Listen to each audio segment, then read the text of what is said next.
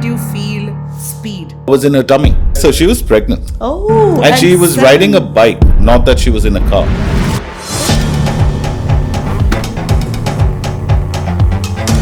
I actually started driving at the age of about 9. Can you describe that rush? It was pure happiness.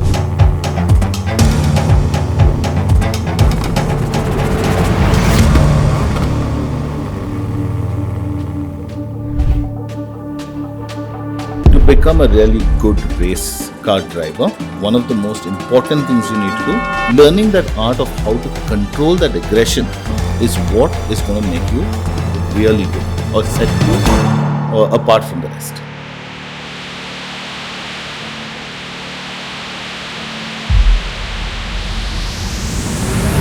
So for me, this whole journey is nothing but passion. Passion to an extent where I've lost a lot of opportunities of, work, money. Have you ever felt like giving up? On so many occasions, it's not fun. The dream, of course, is to win that title. All that you have worked for all this time, all the sacrifices you've made has finally paid off. It was well worth it. Initially, when I did win the title finally, it took so much for me to actually sink in that I would actually won it. In racing, you wear on that helmet, the rest of the world shuts out. What you can learn from losing, you can never learn from winning. Right? I started my career when I was 22, 23 in a car. Okay, I won my overall championship at the age of 42.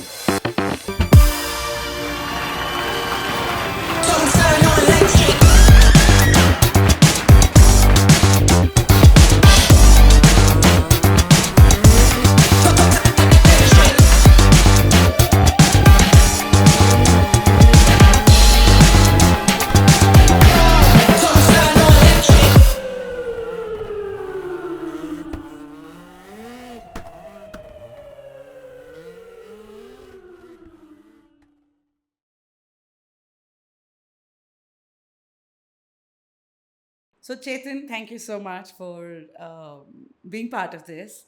Looking forward to a lovely conversation. Pleasure was mine. Good to start? Let's go.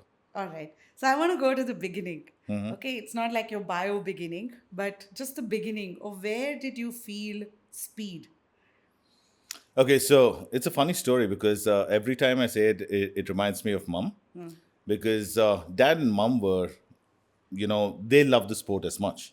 And the first time I actually felt speed was when mom was about 7 months pregnant and she actually took part in one of the races. She was doing a drag race, okay, an official drag race at the Sholavaram races. So I was, about 7 months old when I actually felt probably that adrenaline. So, you were in the car? No, I was in her tummy. She was pregnant. Such a googly happened to me now. Oh, shit. Yeah, so she was pregnant. Oh, And she was riding a bike, not that she was in a car. Oh, wow. Wow. Tell me a little bit about your parents. Yeah, so like I said, they had the need for speed themselves, and mom used to love riding the bike more than dad did. So in a rally, you actually need two people: a person who rides and the person who navigates the person, right? So mom used to ride, and dad used to navigate for her. Wow, okay. And so they did this for a good 10 odd years. So I guess for me, it just runs in the blood. Nice, nice. And both of you, your two brothers. We are actually three brothers, but two of us, love the sport. One person just does not want to be associated with it. What's he doing? So he's a farmer by heart and by profession. He actually owns and maintains a lot of farms. Nice, nice. And so, where did parents get into speed? Like both of them were from a family of. No, actually not. I mean, we grew up on a farm, right? And there was just plenty of space around there to drive and have a lot of fun with automobiles as such. So, my uncle, another legend in his own right, he was the one who actually got into the sport. There was no one before him. um, from our family, that is, who was in the sport. So he saw some advertisement and he said he wanted to try it out. Spoke to his father, my grandfather, that he wanted to actually go and try racing. And that's how I think the whole thing started with the family. So he took a bike, went out there, and he won his first race. And I guess, like everything in life, once you achieve something in that field, then you actually start pursuing, knowing that you're good at it, Yeah. right? And there was a lot of encouragement from my grandfather as well. And then mom tried it, mom liked it, and that's how the whole thing just snowballed into where I am sitting today. Wow. And okay, 7 months in the tummy is a different thing. When did you really feel the speed? Um, I think I should say when my dad actually, when I went and asked my dad to take me somewhere, and he said, you want, you go. And I just got into the car one day, started it, and took off. And it was on the farm, Yeah. right? So a lot of open spaces. And my uncle used to live about 1.5 kilometers from where our house was. So I decided, I took the car and actually drove to his place. Of course, I was stuck in first gear, but it was a great opportunity for me to drive. But that rush I got that day, I think, just settled in for me. Wow. And never turned back after that. Every opportunity I got, dad and mom wanted something from there, I'll go bring it. So that's when I actually started driving at the age of about 9. Can you describe that rush? Okay. I don't think I'll ever feel it again with anything else I'll ever do. It was pure happiness. I mean, the kind of feeling you'd get, which can never be replicated, I think. I mean, that's how I would actually think about it. I wouldn't even know how to describe it, honestly speaking. No, I think for me, no, cycle has been this, right? So the first time I learned cycle, I learned how to apply brakes, but brakes in the cycle, there's a technique. There's a front tire, the back tire. If you Right. don't know it, right, the cycle just comes like this. Absolutely. I didn't learn it correct. And I went down a slope, and that speed was like, it just gave me, it A felt like I rush. have a bunch of Wings, wings, right. right? And then next I know, Kali Sisar paper is going in the background also. But the next thing I know, I am in a gutter with the cycle. But that experience of those wings and felt like flying, I think I still carry it with me. So Absolutely. you still go on your drives? Oh yeah, When do absolutely. you go? Um, Whenever I get the opportunity. I mean, the car, or a bike for that matter, is more like an extension of me. It's no different from what I am. So getting into that car, just going in, on drives, or even if it means to go to the shop and back, I just use one of those vehicles because people tease me that I need a motor under my backside to actually travel anywhere. So yeah, automobiles is my life. So I still do a lot of driving. Yes. Nice. And when do you go? Like for me, cycle is whenever I need to de-stress, whenever I need Oh me no, time, all I of don't that. need an There's excuse. nothing. No, You absolutely just no. go. Yeah, I just go anytime, anywhere. It does not matter. I mean, my trip could be just down the road or to Leh Ladakh. I've gone driving up to Leh Ladakh a couple of times with no purpose, and it's spur of the moment decisions. So it's not a planned trip. It's not where am I going to go and stay? How many days am I going for? Nothing. Just get into my car. I usually have stuff packed in my car. I have a little stove in my car. I have a few utensils and stuff like that. So it's get into the car and just start driving. That's it. Tell me what else is in your car. Oh wow! I've got a fishing rod. I've got oops. Right, so I've got a fishing rod. I've got a couple of utensils. I've got coffee powder, sugar, and my milk or milk sachets as such. What else? A good music system because with the traveling, this music goes best with it. Yeah, that's about a torch. Okay, because I also love nature. I go, to like say Masangudi or Bandipur. I stay over there. Usually, I try to reach there really early or a little late in the evening. That's when most of your sightings are. So I have a good, nice, powerful torch where I can actually put it into the forest and see if I can spot any animals. So these are my basics. Like these chairs that we're sitting on right now, again, a part of our my car. Nice. So wherever we go, we can just plant the chairs, and Nice. so I love doing stuff like that. And if I strip off all your titles, everything, and just Chetan, who are you? Wow, that's a nice question. The truth is, um, I think I'm a person who just loves adventure. It could be any form, any sort of adventure. Routine is not something I actually like, but probably have inculcated. But the truth is, I'm a person who loves adventure. You give me an opportunity to do something offbeat, and I wouldn't even hesitate to try. So yeah, I think I love living my life that way, one day at a time, and it has to be challenging. It has to be exciting for me. That's what gives me my rush. So you want an edge all the time? I want to be on edge all the time. On Yeah. what kind of music do you have in your car? So I have a lot of rock. Huh. Okay. Who do you listen to? A lot of them. I mean, old time rock, right? Your 80s, 70s, 80s, and 90s, your Guns N' Roses and stuff like that. But you'd be surprised to know that I also listen to a lot of country and Western music, right from your Dolly Partons to, guys, people like that. So I love my country and Western music as well. So that's what I listen to when I'm traveling. When you're driving? When I'm driving, yeah. Huh. Oh, it's not like metal or something. Oh, That no, you... no. No. I'm a very peaceful guy that way. I like slow music. I'm not, I can't understand today's music. Okay. I can't understand EDM.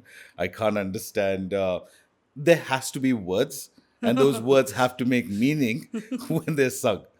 Yeah. Okay. Yeah, I'm laughing because for me, while cycling, it is just silent. I don't need music either Oh, sometimes. okay. Uh, but when you need to calm yourself, then I need very loud music. It's very random and opposite, but there's a pattern to it. So I was just curious, how is it for you? Also, so what happens is music keeps you awake when you're driving, right? Because either you're humming to the tune you already know, or you're trying to listen to the song that's being played that you do not know. So while driving, and when you're driving very long distances, which I like doing, you get into a habit of actually listening to the music so that you don't fall asleep. So it's a good companion to have. And I've done a lot of trips where I've driven thousands of kilometers solo. Solo. Yeah. So it's a great companion to have. You like solitude? Um, Depends. But yeah, solitude, I'm a friend of solitude. I don't mind it. It's not like I don't like it. Um, but yeah, I do like people around. No, but you like your own Oh, company. yeah, absolutely. You're comfortable with that because if you're doing 1,000 kilometers, taking your bags off and or hitting the road, then there is Yeah. nothing like I need a company. No, no. I'm good with solitude. Okay, okay. And does your engine rev?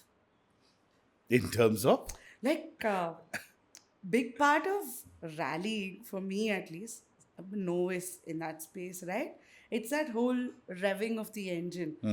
That for me is a vibe in itself. It is. So, although although we race cars and we're racing very powerful machines, um, when I drive regularly, I drive very slowly. I don't really drive too fast. Appadiya. Yeah. Because what happens is that when we race cars, we know what the repercussions are if you were to crash, right? You know you're endangering yourself, the person you're sitting with, or anyone and everyone around you. And most people don't realize the repercussions of what happens when you crash at high speeds. Because we race, we understand that. We've seen it, we've been through it. So we know not to go too fast. Even if it is, it's very, very controlled aggression we have when we're driving on the road. Do we get irritated at other people driving badly on the road? Absolutely. Road rage is one of my biggest problems, right? Because you expect the other person to drive in a certain manner. And when they don't, it irritates you because you're driving in that the way it should be driven, right? So road rage is a major issue. Um, But answering your question, yes, it is important to for us to hear those revs, and I enjoy those revs, but it is kept only to the racetrack. I do not do stuff like that on the road. What do you do with road rage when it happens? Of late, I've been getting help with controlling my road rage. It used to be a lot worse before this, to the point where actually get off the car and fight. Like Uh, dushum dushum? yeah, fight. Okay. And of late, of course, with the help that I've been getting, I've been made to understand it's not a very nice thing to do. So I've started calming down a lot now. Yeah. Is it the 40s that have And no, it's the company you keep, I think. Madam? So, one follow through question here, right? When you started your whole journey, seeing your mom and your dad in this field, seeing your uncle, and then really getting into it to today, if you were to look back, how has your perception changed to a perspective? What's the perspective you carry? Um, I think truly one of the biggest things I've learned and understood through my journey of motorsports in particular, and I'm talking about in motorsports, is people have this perspective that if you've crossed a certain age, it's too late for you to start racing or start driving competitively. That is a myth. I started my career when I was, what, 22, 23 in a car. Okay. I won my overall championship at the age of 42. Wow. Yeah. So, trust me when I tell you, age is just a number. Okay. And I think at this age, there's a lot more clarity of what you should be doing and how you should be doing it. As a kid, yes, there's a lot of young blood. You're raring to go. You're willing to take those few extra risks, but it's not always that's going to make you a fast driver, right? Um, for me, I think what has helped is um, finding those techniques and mastering those techniques that got me to where I am. In the entire history of Indian motorsports, I think there have been about 12 overall national champions, out of which I have the privilege of being one of them. Wow. What And an this honor is to be sitting here. Thank you. And this is over a period, we're talking about national champions over a period of close to 50 years or 40 odd years. So, getting an overall championship is extremely difficult, right? And like I said, that's where that age, I said, does not make any difference as long as you have the heart for it and you keep pushing for what you want. That determination is what's going to get you to where you want to be. And it's a hard journey. It's very, very difficult, but persistence is going to pay off. So, if you were to talk to your 21-year-old self today, your 21-year-old is starting, what would you tell that boy? Absolutely, to calm down, relax, and trust yourself. That, I think, is what I would actually tell my 20-year-old. Why trust yourself? Because at that point, there's so much of self doubt. There's so much of doubt within yourself as to whether you can do it or you can't, or whether you should pursue it or not. Because at that point, you're at split roads, right? You don't know whether this is something that you can afford to pursue or not.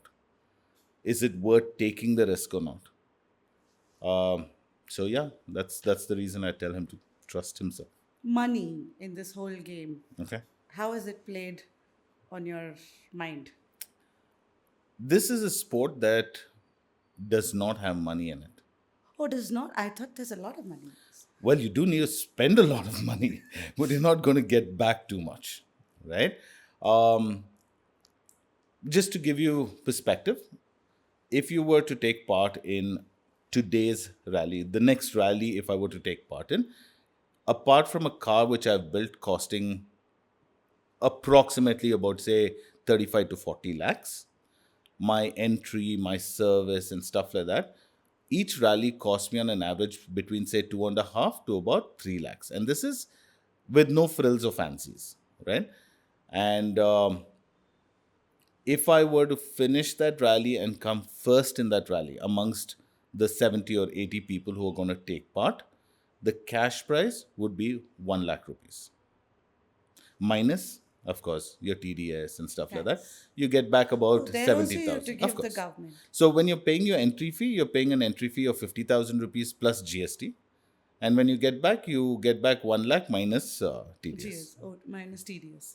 So, yeah, that's how it kind of works. So it's not like a rich, like it's expensive, but it's not like rewards are that Okay, so there equalizing. is a flip side to it, of course. If you do it for long enough and you get really, really good at it, there are opportunities of sponsors coming in and supporting you with this whole thing. Because what happens is, it's like a business, right? The amount of money you put in, the amount of time you put into something like this, you will get good at it eventually, and then people would be willing to, bet on you, put their logos on your car, put your logos on, the suits you wear on, so that when it does come in the newspapers or if it's televised, they get to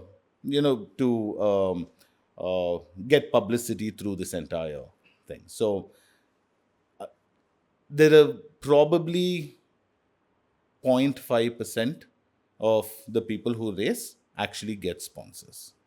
That's it. That's it. Who are the sponsors here? As of right now, I think one of India's largest motorsport supporter, and they've been doing it from probably the inception of motorsports in India to this day, has been MRF Tires. They are people who have very religiously sponsored motorsports and rallying in particular from a very, very long time. Then, of course, you have, JK Tires. You have, oil companies like Castrol and, companies like that. But these guys, Castrol and all have come and gone, come and gone. MRF has always stood Constant. constant. JK also has been constant for a very long time, but even they have come and gone a couple of times. Got it. Yeah. Looking back, because you said I like living on the edge, that adventure of it. What is your perception of risk that has changed from when you started to today? How do you look at risk and how? Because we're talking about money, experience, the whole thing, and what I understand, it requires some drive from deep within, and it's not as simple as I will live this full lifestyle for 40 years or 20 years. Correct. uh, so there is a cost aspect, an opportunity aspect, a satisfaction aspect, multiple things coming together. So So for how m- is risk as a perception for you? sure. So for me, this whole journey is nothing but passion. Okay, passion to an extent where I've lost a lot of opportunities of work, money. All that has taken a back step. Now the risk involved is extremely high, but it is very controlled. Now, why do I say this? Because in our field, we're talking about high speeds. We're talking about an environment which is not very safe, right? Or that's the perception people are going to have. But what they don't realize is when we do drive at these high speeds and stuff like that, we take precautions in terms of the equipment we use. Now, for example, when we drive the cars that we drive in a rally, it has a roll cage in it, completely built. So even What's if a the roll cage? a roll cage are pipes which are welded inside of the car, there are certain designs in which we weld it. So in case you flip the car, okay, the body does not crumble, and thus the name. It's a roll cage. So you're sitting like in a cockpit. The kind of seats we use are not your conventional seats. They are a single piece seat made out of fiberglass, and these seats do not recline, these seats do not bend. So it's called a bucket seat. So once you sit in, you're in a position where your legs and back and everything is pretty much protected. And even the seat belts that you wear are not like the regular 3-point seat belts. We have a 5-point or a 6-point harness. Two of the belts come from the side, two belts from over your shoulder, and two belts from under your legs. So once you sit in that car, you can't move an inch, right? The only movement you will have, and of course, when we wear on our helmets, we have something known as a Hans system, which is the head and neck restraint system. So there is no whiplash. Even if you were to topple or bend, crash, there is no whiplash for your neck. So we are completely protected when we are sitting in these cars. We're not taking just street cars trying to go and drive absolutely rash on on the roads, right? So it's a very controlled environment that we race in.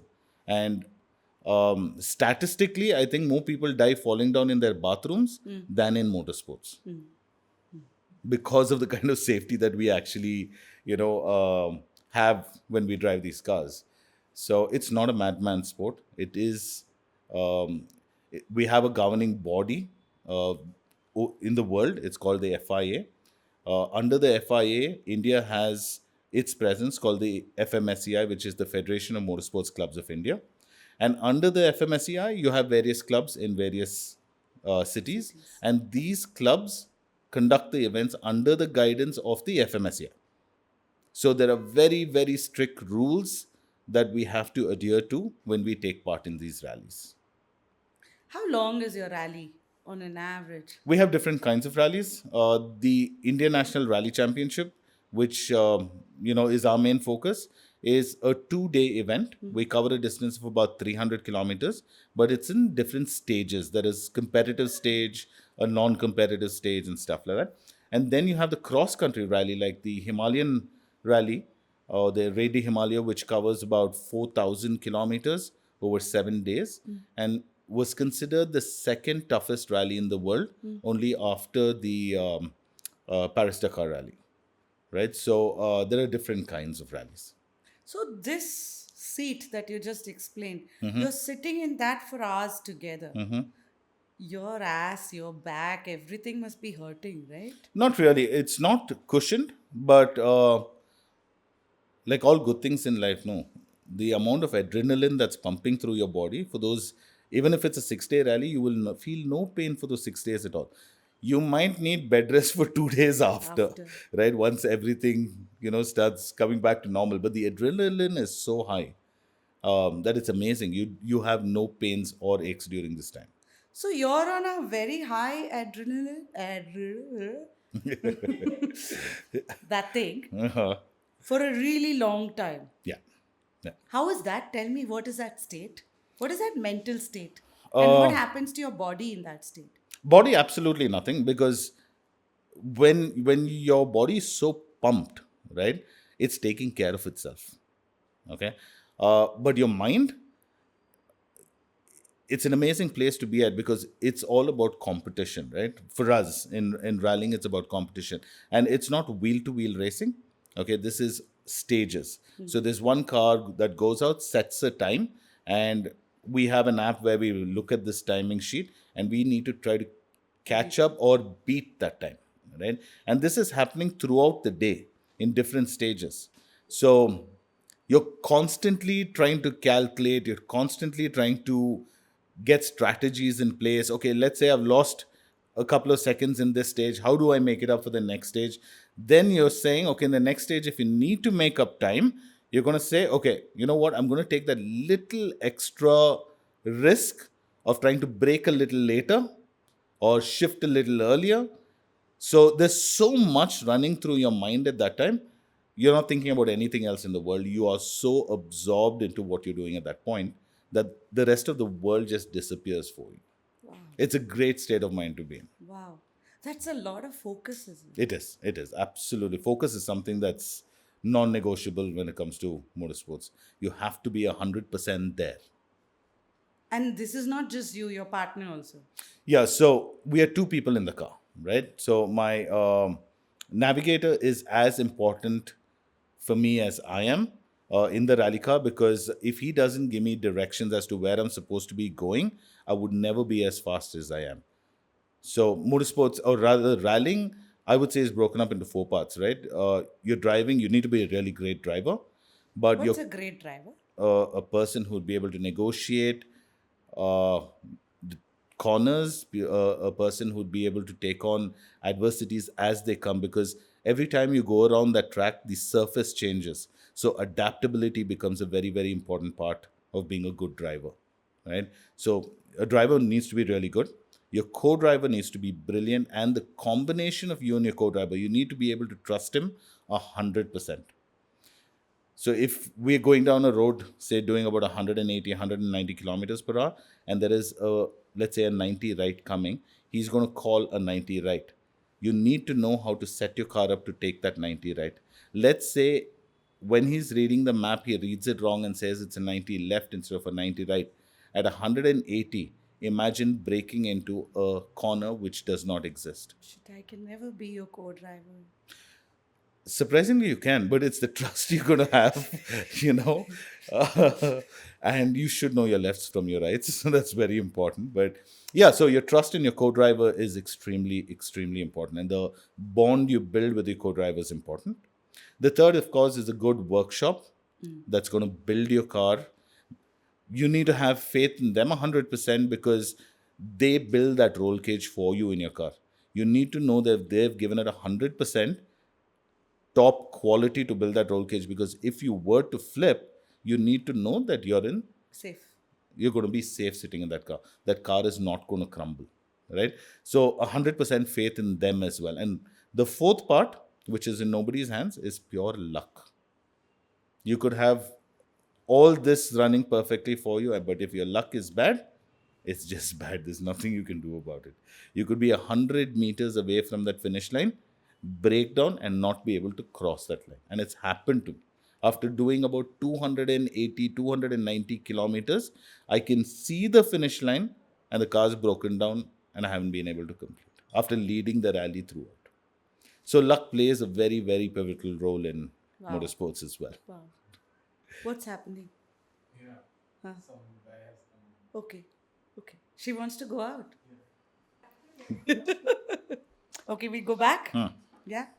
So we were talking about the 4 important things that are really important. So yeah, so like I said, luck is, very, very important. So I want to ask you one question. You talked about what's a good driver. What's a good navigator? Who's a good navigator? To be brash, you need to have a really, really large appetite for speed. Okay. And a lot of guts. Okay. Yeah, a lot of guts, because you're putting your life in somebody else's hands. Right? You're saying, okay, I'm going to give you directions. I just hope you can make that corner at that speed. And to be able to sit next to the person, and they don't even have time to look at the road, because they're giving you directions looking at the pace notes that we have made, that they have no chance of looking at the road. And you're going at incredibly fast, at a very fast pace. What speed are you talking about? There are times where we have touched about 180, 190 kilometers per hour on dirt roads. So this is not like your asphalt track or let's say a highway. We are talking about mud roads. And on that, we're doing these kind of speeds. There'll be dips, bumps, potholes, and stuff like that. A lot of rocks on the road. So it's a very scary thing to be a navigator. I have tried it a couple of times. It's not my cup of tea. I don't think I'd be able to sit with somebody when they're driving as fast as they are. Are you an OCD? No, not at all. No. No. Look how judgmental I got. Right? So quickly, like, oh, okay. But do you like staying on top of things, like control over everything? I'm not a control freak. I don't mind other people having control over a situation. It just depends which situation. In driving, I will not let anybody else drive me around. I'd prefer doing the driving. Do you give your car for others to drive? No. Oh, that took a while. Oh. I think I learned driving from my husband. It's a real test of marriage. I don't know what's with you guys and your machine. So it's funny because, like for example, since I have a rally school, I have 2 of my cars that I give to multiple people to drive. Huh. Right, because I'm training them in that, right? I have to give it to them to drive. Not that my heart doesn't bleed every time I give it to. What happens? Where do you feel the pain? Right there. Right. So, yeah, but we maintain the cars, of course. And there are times where students crash the car. You learn to start living with it. You start learning that, hey, this is a part of the journey you've decided to take on. Be okay with it. right? It is tough, but it does hurt. Every time something happens, it does hurt. Then, of course, there's the personal car. That usually is a no-no for anyone to drive.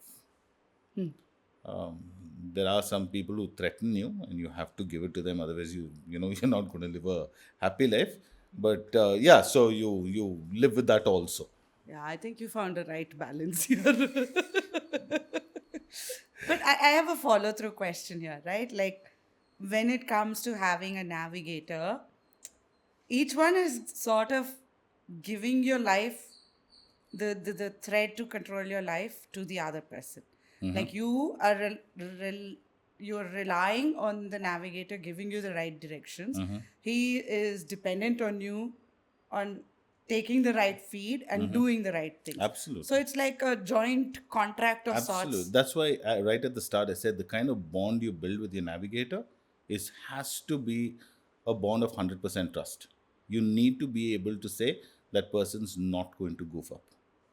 Describe how trust feels for you. Knowing that the other person's not going to goof up to start with. Because, okay, just to give you perspective again, when the year I won my championship, that year my navigator was my youngest brother, right?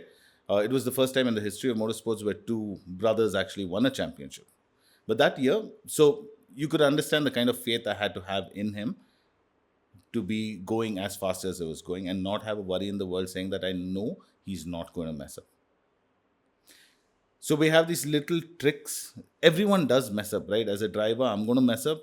As a navigator, he is going to mess up, especially when you're doing a championship and you're doing so many rallies, unknown terrain. And like I said, every time the terrain changes. So we are bound to make mistakes. So we came up with the small little tricks of the trade, kind of what I'd like to call them, wherein if he loses his notes that he's calling out, he'd say, you know what, watch and drive till I tell you. And then we would have had these small little markers we would have made for ourselves while doing the reconnaissance. So he'll say, okay, watch and drive till a hut on the right. So that way I know I've eased off on my pace. I'm taking it slightly easy, being a little cautious while driving till I can see a hut. And he, on the other hand, would have said, okay, the hut is here. And then the next step he would find automatically.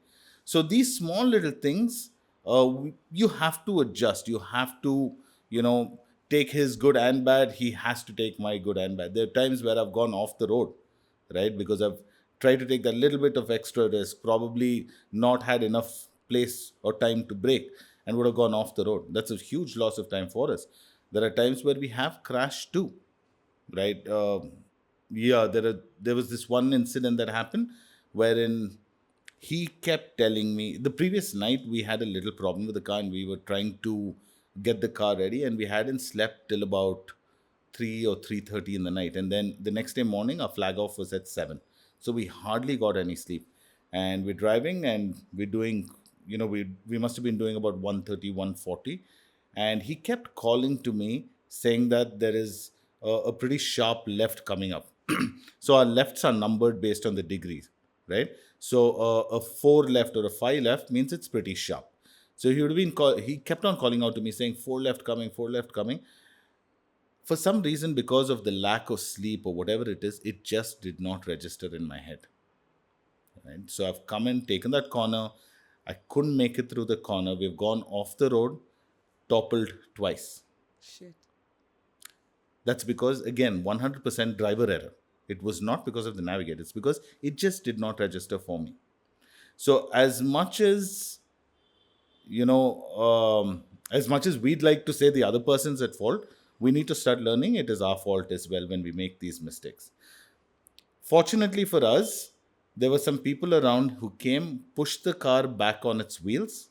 We continued the race and we finished. If I'm not mistaken, we were on the podium. We didn't win the race. I think we finished third or second. I can't quite remember. But yeah, so that, and of course, now after we flipped and came back, he could have gotten scared and said, you know what, now I'm scared because it might happen again. But no, he had the same amount of faith in me as well, right? And the trust that he put into me saying that it wouldn't happen again. And we went on to finish that race. You didn't whack your brother, As a kid, definitely yes. but not there. No, no. It was my fault. How could I whack him? I still whack my sister. But I think what I'm also hearing is you need to be a great listener. Are you? You need to actually multitask when you're driving, in a rally at least, because there's constant chatter in your ear From where? with the helmets, right? The helmets have the intercom system. So your navigator is giving you, instructions as to which the next corner is, if there's a jump coming, if there's a dip, and things like that. It's non-stop. Then there's a lot of sound coming from underneath of the car because of stones hitting the car under the chassis, and you're concentrating on driving. Your 100% focus is on the road. So there's so much happening all at the same time. Listening is definitely one of the most important parts for a driver, because unless he knows what's coming next, he's not going to go through those corners really, really quick. So you set the car up for a corner, right? So listening to what kind of corner it is, the number he's going to give you, say like a 3 right, a 4 right, a 5 right, or a 1 right, makes you go quicker and quicker every time. So listening is very important. So have you always had the same navigator, or do you? Oh no, It's no. random, or you? Fortunately for me, I've had really long stints with my navigators. So one of the navigators that I started off racing with, we were together for close to about 15, 16 years.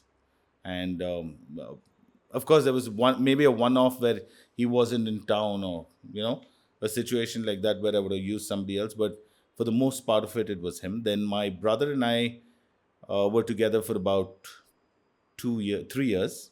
And my current navigator, who's also a very, very good friend of mine, and very old friend of mine, we've been together now for about 3 years.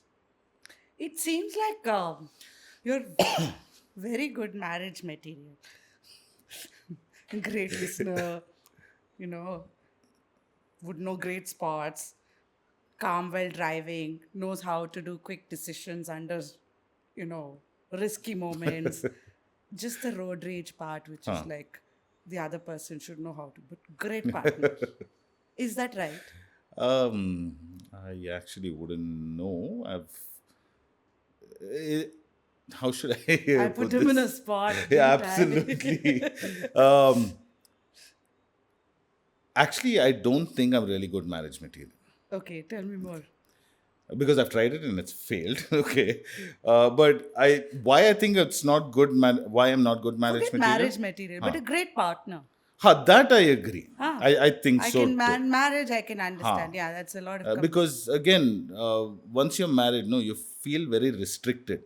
And with a guy like me who likes adventure and who wants to be on the edge, restricting me is the biggest problem. Okay. So I don't like being restricted. Okay. So marriage, no. Partner, I'd probably say yes. Fair. Fair. Okay. And did I go too personal? No, absolutely. Okay. No problem. And when your car toppled, right? What happened to you? What did you go? Like, I've always wondered, when the car topples and all this happens, what really goes through you? I'll tell you. Like the mind and the body. Exact thought in my head. Shit, I'm losing time. Time. That's all that happened. Yeah, because you're on the clock, right? You're racing. You're going ulta. You don't know if you're going to be alive. And you're thinking At that point, that doesn't matter. The only thing you're thinking is, oh shit, I'm losing time. And how to make up for that time. When I do show you the video of that topple, the onboard footage where you can see my reaction, you will see that it's instantaneous. Okay. And there's one particular video where, again, onboard, I'll show you, where we are flipping, or rather I'm flipping. This was an autocross, so I was alone in the car. I'm flipping, and before the car lands back, I've already put the car in gear. I'm revving to go. How do you put the car in gear when it is... Still, you'll see it on board. It's just... No, but tell me, A, B, C. Like a woman here sitting. Car is ulta pulta. It's a stick shift. Correct. Dude, how? Listen, I'm a good driver. I used to drive a Thar. But this is beyond me. Ulta. What are you pressing? There. So your leg is on the clutch. Huh. It's already popped into gear. You're just waiting for it to land so you can release the clutch. So you go into first gear while midair. Yeah, And then as soon as it lands, you're pressing on the accelerator and changing gears. that's it. Fuck. It's already on accelerator full. Even you can actually hear the car fully accelerated, just waiting for it to land to take off. That's the kind of instincts you develop when you're driving, Do you have and for as women? long. Do you have women race car Of course, of drivers? course. In fact, personally, through training itself, I've trained quite a few women in in the art of drive racing cars. There is one girl who currently is driving internationally. Yeah, and doing really really well. She's like the last couple of rallies that she drove in India, she was amongst the top 10, top 12. What's her name? Pragati Gowda, right? Then you have another driver who started driving internationally this year. She's from Pune. Her name is Nikita Takle. Again, a very, very quick driver. She's won a lot of autocrosses, been the fastest driver of certain races or certain meets that have happened. I'm currently coaching a very young, talented girl. She started driving on the racetracks, and her name is Tarushi Vikram. She's all of 20 and fabulous driver. Vikram Matthias is. No, not Vikram Matthias. This is another Vikram. Acha. Okay. Vikram Narendra from Chikmagalur. Okay. Yeah. So his daughter, he used to rally as well back in the day. So his daughter, I've been training now, and she's already done 2 rallies. This one-off rallies. This year, she's doing the entire season. How are they different from other female drivers? Different than, it's just that they've taken the time to come learn and train. A lot of the other women drivers don't take the sport very seriously, and because they don't take it very seriously, they're not as good as probably these 3 girls, because they take it seriously. Fortunately, they have families who are supporting what they want to do, and they're doing extremely well. What is taking seriously? You come to the field for practice more regularly, Correct. be more. Correct. So it's like I said, it's like any other sport. The amount of time you're going to put in is going to show you better results. It's practice, practice, practice that's going to get you there. Have you been in a moment where you're winning and one moment everything's gone? Not once. I think on many occasions it has happened. Many occasions. In fact, the year where I won my championship, like I said, luck can play a very pivotal role. I think that year luck played in my favor. The Through the entire season, I was doing really really well. There was a lot of competition, of course, and it had come down to the wire when it came to the What's the last, wire? as in the last rally. It had come down to the last rally where would decide whether I would become the champion of that year or not. And my competition, obviously, it was the same situation he was in. If he had won, he would have become the champion. If I had won, I would become the champion. So that particular year, the last rally was held in Coorg, and we were doing extremely well. I think it's a 2-day rally. So on the first day, there were 6 stages. The third stage, we've come in really, really hot into one corner. There was a slight bump. Didn't negotiate it correctly, hit the bump, and we flipped the car. And it got back on its force, but we had lost one wheel, so we could not continue the rally that day. Fortunately, in rallying, you have something known as the super rally format where you can come and join the next day. Of course, you get a huge time penalty where you cannot really make up for that and try to win the rally once you've lost that. But you get points for every day, being the fastest of the first day, being the fastest of the second day. There are certain points you garner. So we got back into the driving seat on day 2. The car was in really bad shape. The service team worked the entire night just to get that car back in shape. We have begged, borrowed, and stolen parts to put that car back together that night, because you're in some remote area in Kerala. We had to, in fact, from a standing polo, they have removed the windshield and come and put it onto this car. Right? So, Mallu boys. Really cool guys. so nonetheless, we started day two, and I think it was the last stage of the day, and there was no way we could make up for the time we had lost the previous day with the flip, and we knew we had resigned to the fact that we were going to finish second in the championship, and between the end of the race, there is you have to come back to the service area and park your car there, and that's when your race is finally over. The guy who was my competition for that year, he had an issue with his navigator, who was, I think, he had altitude sickness, and the navigator fell asleep and he lost his way coming back to that parking lot Oh, and came in late. And because he came in late there, I won the race wow. and then won the championship. So How can you sometimes luck. sleep? I mean, you're going through this kind of speed. And how do you fall asleep? Oh, you can. I mean, once you're used to those rally cars, it's like Oh, it's like a soothing yeah, sound. it's a soothing sound for us. Yeah, Yeah? very soothing for us. I mean, imagine on those bucket seats where you can't even recline it, you can actually fall. I sleep really well in a rally car. I am thinking that every part of you here must be hurting, but you are saying it's so So what relaxing. we do is there's a lot of core strength that I would like to say that we possess as rally drivers. Our core is very, very strong. So our backs and stuff like that, really strong. It doesn't show, but yeah. Core is here. Yeah, I'm talking about complete. Your core is, your Oh. inner strength is really, really there. Oh, you're not everything. Yeah. The strength of you. Yeah. Sorry.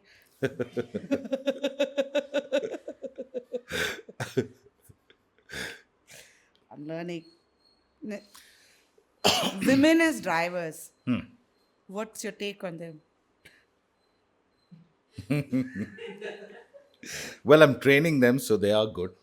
The problem with women driving on the street, I think I don't have an issue with them driving on the street. I think a lot of them are really, really good drivers. In fact, there was this one particular woman driver while I was growing up, okay, who used to race. Her name is Nawaz Batena. To this day, I think, especially in my younger days, of course, when I just out there, she was the only woman who's ever beaten me on a racetrack, on a proper racetrack with race cars. She has left me standing. I couldn't even keep up with her, right? So I truly believe there are some exceptionally good women drivers. The problem with women on the road is I think they try multitasking even on a main road. So they're so occupied doing other stuff, they're not really bothered about people around them. More, I'm not saying men don't do it. Since you asked me about women, I'm telling you about women. Okay, men also do it. I'm not saying no. But women, yeah, I think that's the issue they have. And the other thing is they use the excuse of them being women to get away with a lot of stuff. That I think is the most infuriating thing. I say if you've goofed up, own up to it. That's the only thing that gets me angry, actually. I have to ask more, but then. Okay, have you gotten into a road rage with a woman? Yeah, a couple of times. What you did? What Nothing. she did? For you to get into road rage? The biggest issue that I faced with them is to suddenly brake more than anything else. They expect everybody else to brake behind them like the way they're. India, driving, you have to anticipate and drive. Correct. What part of this you forgot? Okay, so out of the 3 times I've bumped somebody from behind, 2 times have been women. Behind, if you're driving and you bumped, it is your mistake. No, I agree with you. That's 100% I agree with you. That's what the cop also came and told me. I just didn't expect the woman to brake the way she did, because the problem is it's not even like she braked. The car was moving. Okay, but at a very slow speed. So even I was behind her slow. It's just that she forgot to accelerate and hit the brakes instead of the accelerator. It happens. Yeah, of course. Yeah. Especially when you're trying to drive with heels, it definitely happens. I'm not saying. Acha. Footwear is very important while Yes, driving. Okay. Yes. So when you drive the race car, do you wear shoes? Of course. We have, like I told you, we have very specialized equipment for our driving. Our suits, we have inners that we wear on in the suits, and all this is fire retardant. We have shoes. The shoes have to be fire retardant. Our gloves, we wear on a balaclava, which is fire retardant. So, You must be sweating oh yeah, inside. absolutely. Every time I go out for a race and come back, I lose about 3 to 4 kilos. I think I should sit in it. Wow. I'll come back to the women racing in a bit. Huh? But this was like. So you got into a road rage and you got out and did what?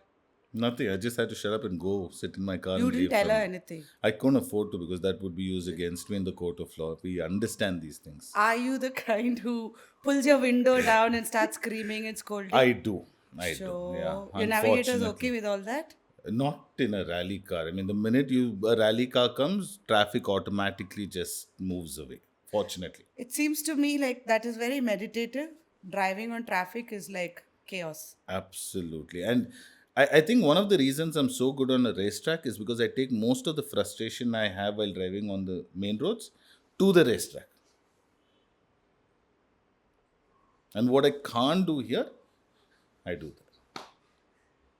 What's the name you give your car? Do you name your car something? Chameli, Chulbuli? No, yeah, all my vehicles are named, but I'm not telling you the names of my No, cars. shut up. Tell me one at Nope. least. No, come on, come on, come on. Can't. Okay, so I have these two electric bikes. I'll give you the names of them. Okay. And there's a story behind it, so I'll give you the names. Yes. One of it is called Beckham. Okay, it's a he. Yeah. Huh. And the other one's called David. Both are he. Huh. Bugger. Bikes are his, cars are hers. Cars are she. Okay, one name. Come on, come on. One name. No, I'll give you the name of the Kushak. Kushak, I'd actually named her Tiffany. As in breakfast in Tiffany's? Yeah, Tiffany. all imported names. Huh? Aye, all important. You know Chameli, Chulbuli, Purushottam. No. Like the duster is called Flora. For me, no, I used to work in printers. They always go wrong. And they're all male names.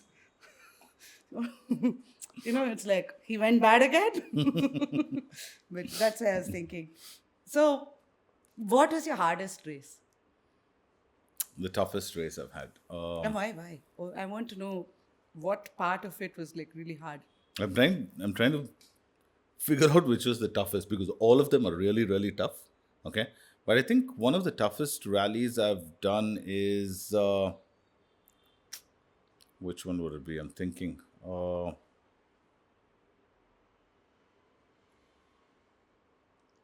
I think the Karnataka 1000 rally is by far one of the toughest because the surface, there's so many changes of surfaces, right? Or actually, no, more than that, I think the Coorg rally is the toughest, right? Because the area in which you're driving is between the coffee estates. So the roads are extremely narrow. Those roads were built for jeeps to just, go and overlook the work being done in the coffee estate. So those roads are extremely narrow. And in those roads, you're trying to race cars. And you're doing speeds in excess of 120, 130. Oh, you're saying in that coffee estate? Correct. Doing that? Correct. Those sharp turns? Correct. So At 150? 150, 160. And then there are these jumps there. So there's this one particular point in the Rally of Coorg where you're crossing a main road. So from one coffee estate, you're going to another coffee estate. So there's actually a tar road in between these two coffee estates. So now what happens when you're traveling from this side to that side?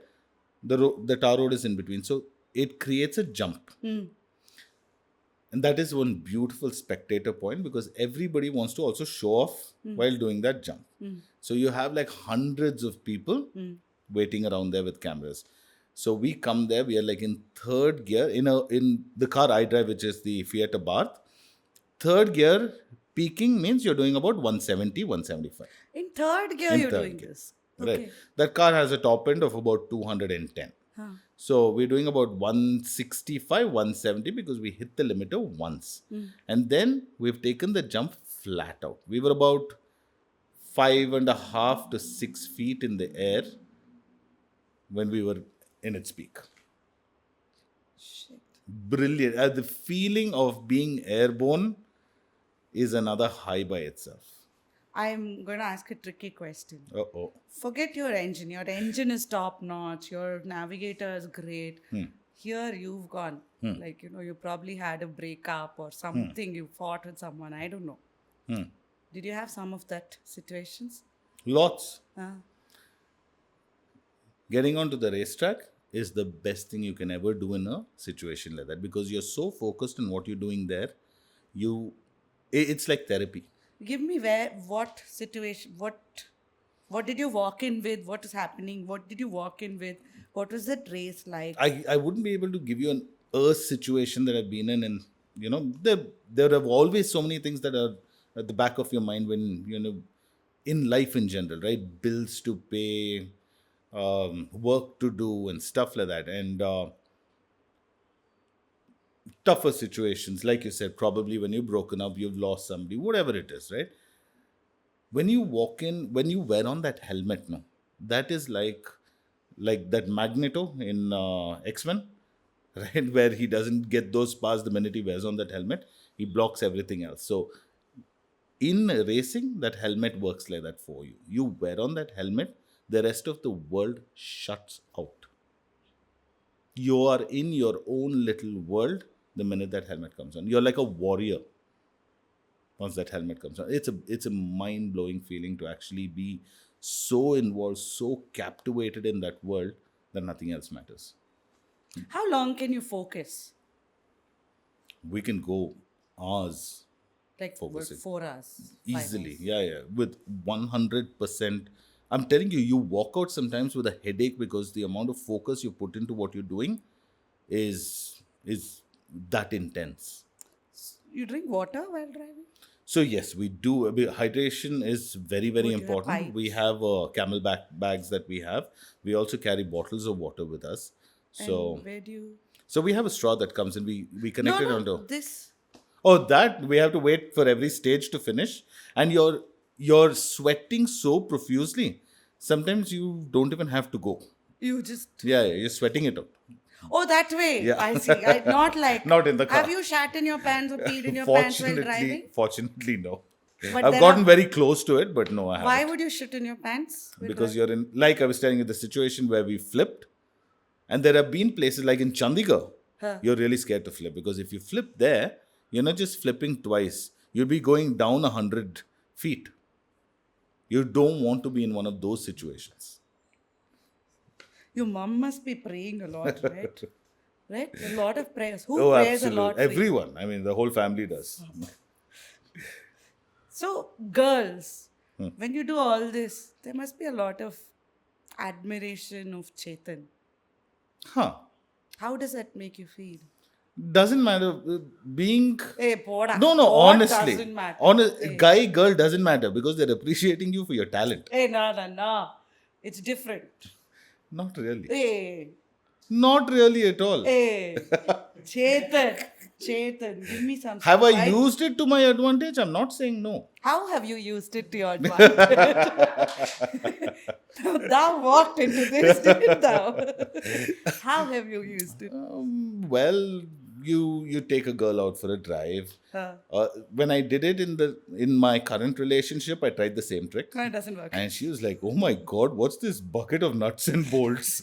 Right? So it doesn't always work, but it has in the past, right? You take a girl out in this car, and it's like all boom boom, lot of noise.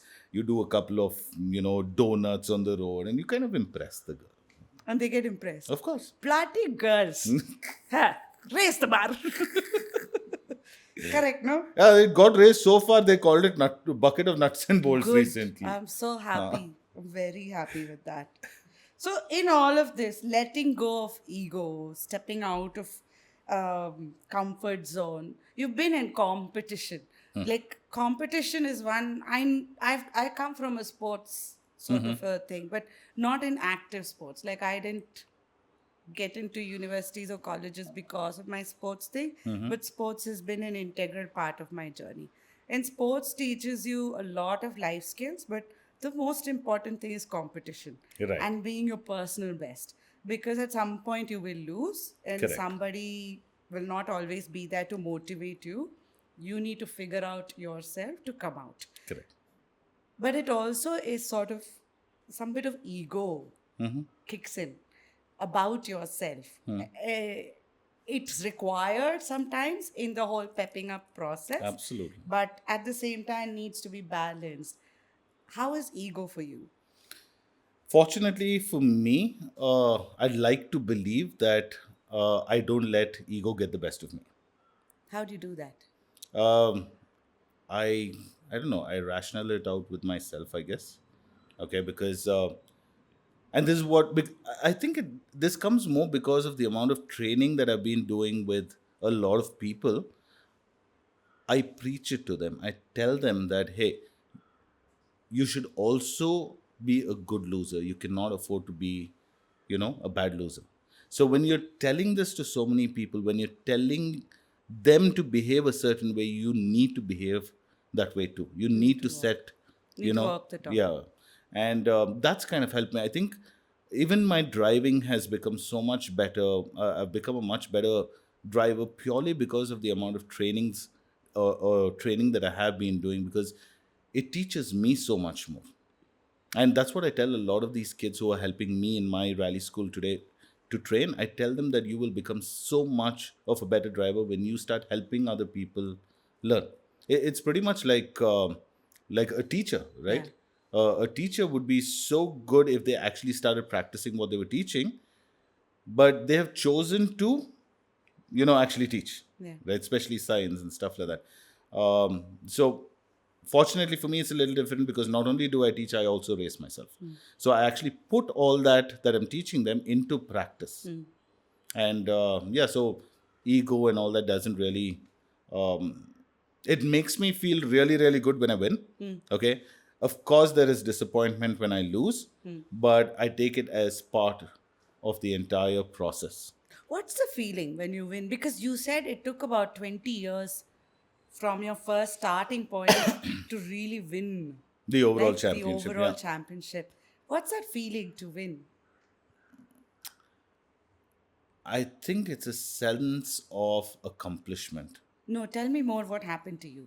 Yeah, like I said, when I say it's a sense of accomplishment, you truly start believing that all that you have worked for all this time, all the sacrifices you've made, has finally paid off. It was well worth it, right?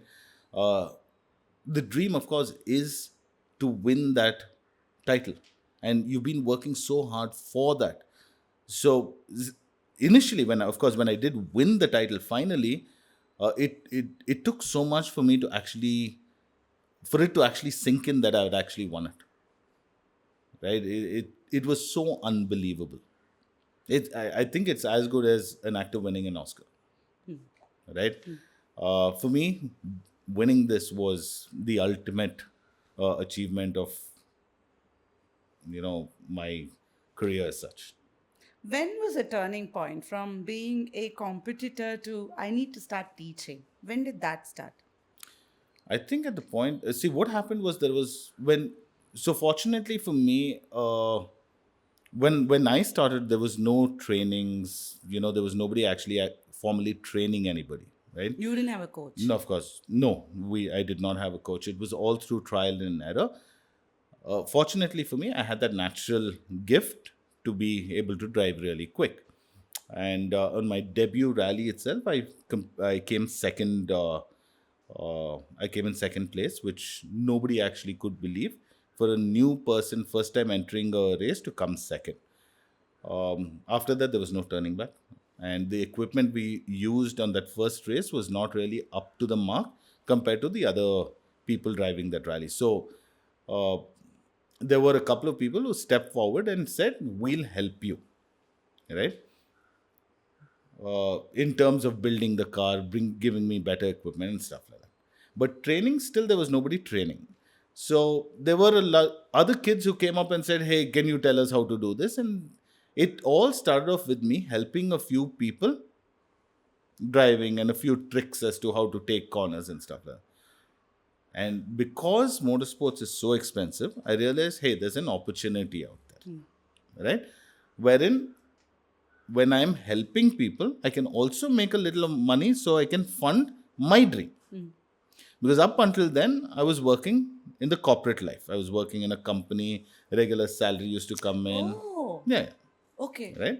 So proper corporate life, and I worked in that life for about 6 years.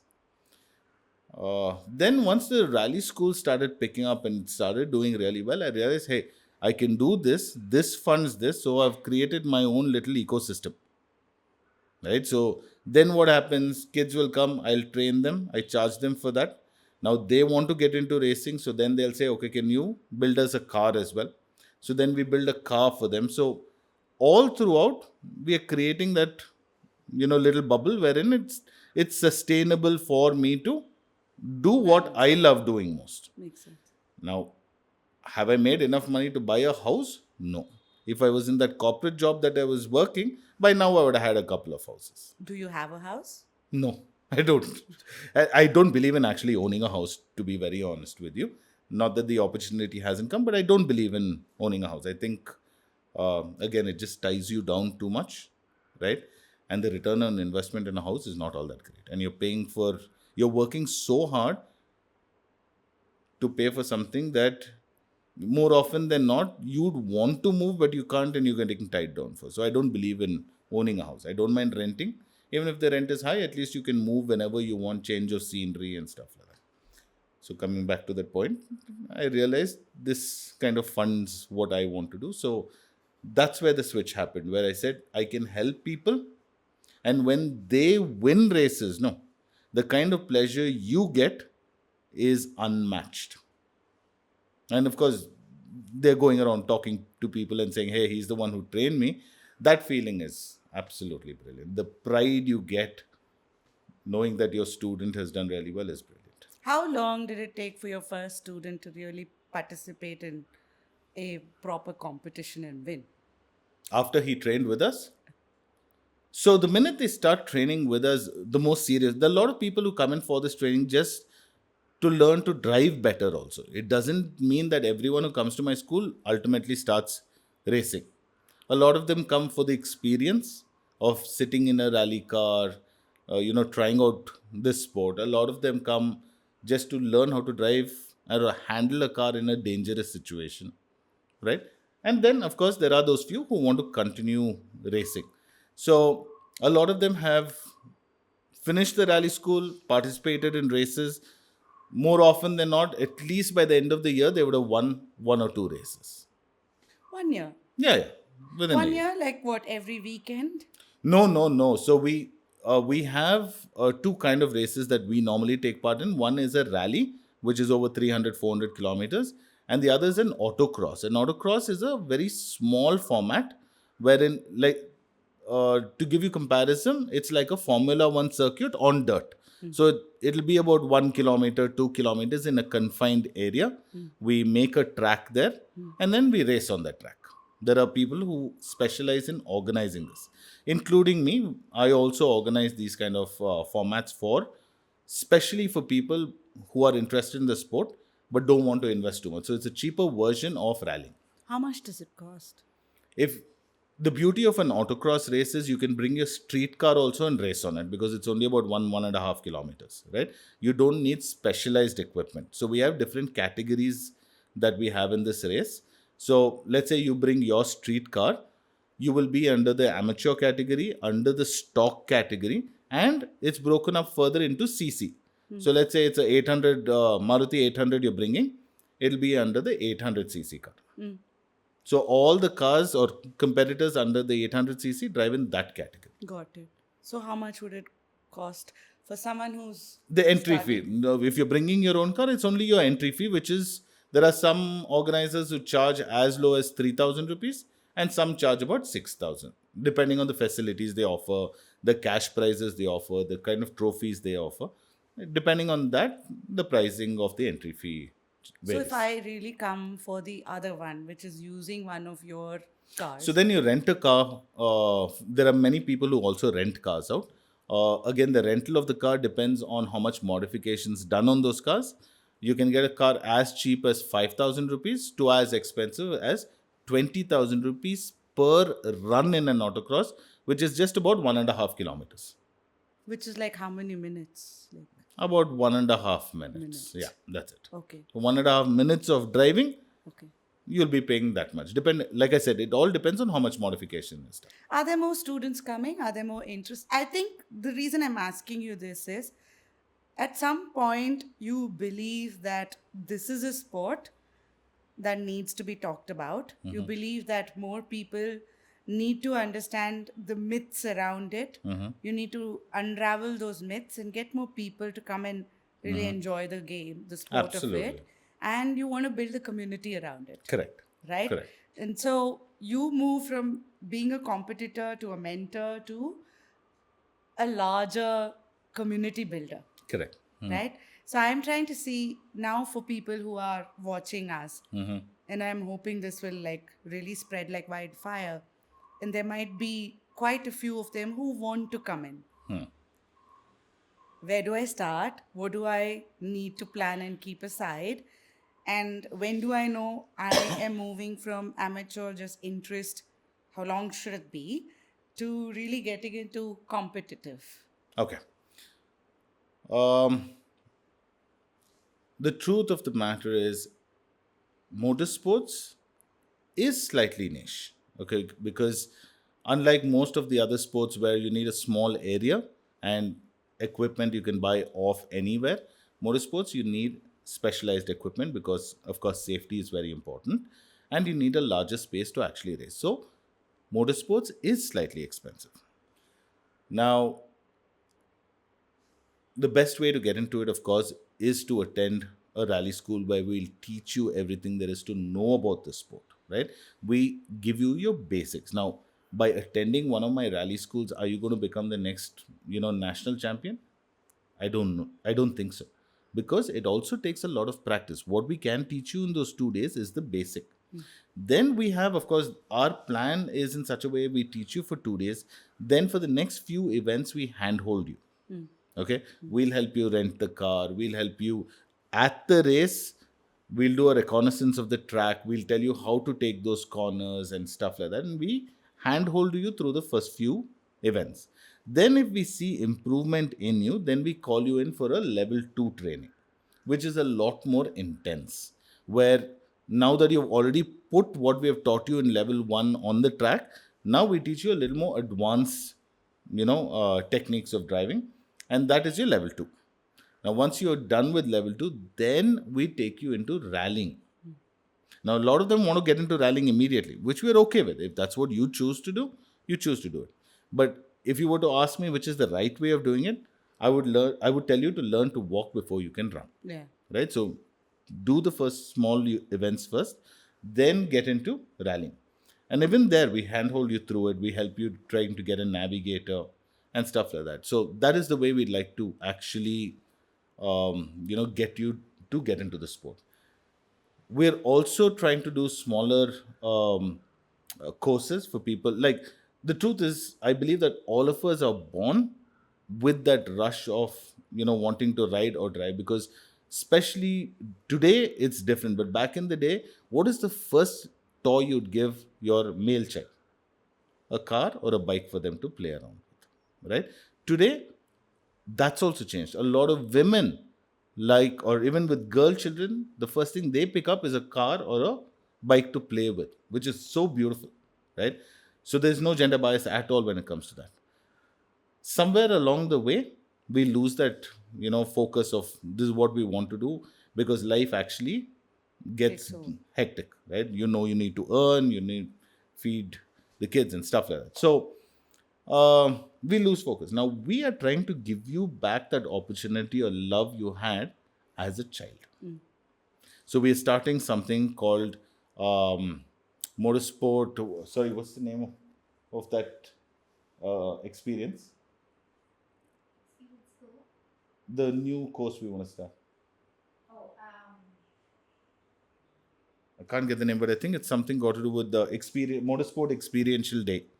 So it's going to be like a 1 day program wherein you come in, we give you a chance to drive the rally car one round, we take you for a proper round in the rally car, and then there's a lot of theory we give you about how to drive, road safety, and stuff like that. So we're trying to make this very, very economical, so anybody and everybody can come and attend one of these. Nice. The other thing we want to do is run events where we don't ticket anybody to come and watch these events. We encourage people to come and be a part of this entire platform of motorsports, where they can come and see how safe motorsports is, breaking those myths that motorsports is dangerous, motorsports is a hooliganish sport and stuff like that. That's a myth that we want to break. So we are encouraging people to come and watch our events, and we don't charge them anything for it at all. No, I can relate with most of this. My sister and I, when we first bought, both of us had Thars, and there's a lot that needs to change in India, I guess. When we go to buy the Thar, they look at the husband and they like giving the key to their husband first thing. The Thar, the driver's seat, vanity, but then it doesn't have a mirror. So it's all built for a man, right? And then my mom, for example, when we went home, she's like, why can't you all just be like girls? Because both of us were picking up Thars.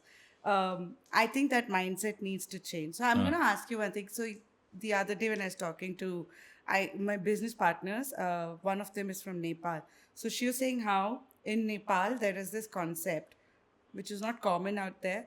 But if you go to any store and you're picking something and you say, I might be getting this word wrong, Amro discount, they'll invariably give you a discount, Oh, right? So for those who are watching this and listening, let's say we start saying that you just put Amro discount or we'll figure out what is a tag. Can we arrange something like this? Would you be up for that? sure, why not? Yeah. Absolutely. See, we want more people to get involved, right? And, the fact that we're doing this right now, this podcast right now for me comes as such a blessing, I would say, because you are but helping me as a medium to get my word to probably so many people who did not know about so many things we're talking about right now. For example, how safe a rally car is, how approachable are rallies or people in motorsports, right? Or where to even start from. So this is a great opportunity itself. So yes, I would love to offer any of the viewers on this podcast a special discount if we could. Oh, lovely, lovely. So I think I want to call out here that this is not a paid gig. This is something for us as Attitude Makeover. We believe in the power of communities and how communities come together. And here's a community that Chetan's building, and it's on interest that we start building communities. And for us, these are partnerships that really go a long way. And I really believe in this process of building communities. So want to be there throughout this whole Lovely. thing with you. In fact, I should tell you about a very interesting thing. I mean, we believe that our community is a very, very tight community, the racing community, right? There are different forms of racing: bikers, cars, go karts, and so on and so forth. And even with our training, what happens every time I run a training batch, we take up to about 8 students per batch, right? On our level ones. And we just completed one in Goa last weekend. And the youngest student I had there was as young as 15 years old, right? And the eldest student we had there was about 67, Oh, right? So, fortunately for us in our community, like I was saying right at the beginning, age does not matter. As long as you have the heart for it, nothing else matters. Of course, we get most of our people at the age of about, say, 30 and 40, because at that point you've done your work and you can afford to start racing. Anyone younger than that are fortunate because they have parents who are willing to support, what they want to do. But it's a great community to be. yeah. You have, like any community, people who are struggling to get there, Yeah. and then there are people who have already landed and who have enough to do what they want to do. Yeah. So it's very diverse. What we have is a very, very diverse, and the beauty of it, even though we compete against each other, in our community, I think the one biggest thing is we respect each other a lot, because we know the kind of risk each person is taking out there while driving, right? Or riding for that matter. There's a lot of respect that we have for each other, even in our competition. Yeah, yeah, and I think I've seen this. Like my sister is in not in rally but off roading, and they are so thick. They don't leave each other. Like in the beginning, I think she was the only woman in that group, but gradually there are more women. But I've seen that they take care of each Oh, other, yeah. like, It's like a tribe. yeah, yeah. Yeah, it's a And beautiful feeling. belonging, I Yeah. think, is something we all need Strive to for, yeah. experience and strive for. So I want to ask you one: what do you notice emotionally in a new driver when you see them? In a new driver. Wow. So when I train, right, I train on dirt, right? And when we learn how to drive, the one thing we learn is to have that car in complete control. If the car skids, it's a scary feeling. So one of the things we teach our new drivers and all that is how to come around a corner. In dirt rallying, you are expected to throw the car where the tail or the back end of the car comes out in a skid. Okay, like it's like this. No, No. the wheels don't go off the ground. It just comes sideways like this, Oh. right? So when they do it for the first time Huh. on their own, Yeah. the emotion that they go through there, no, Yeah. is unparalleled.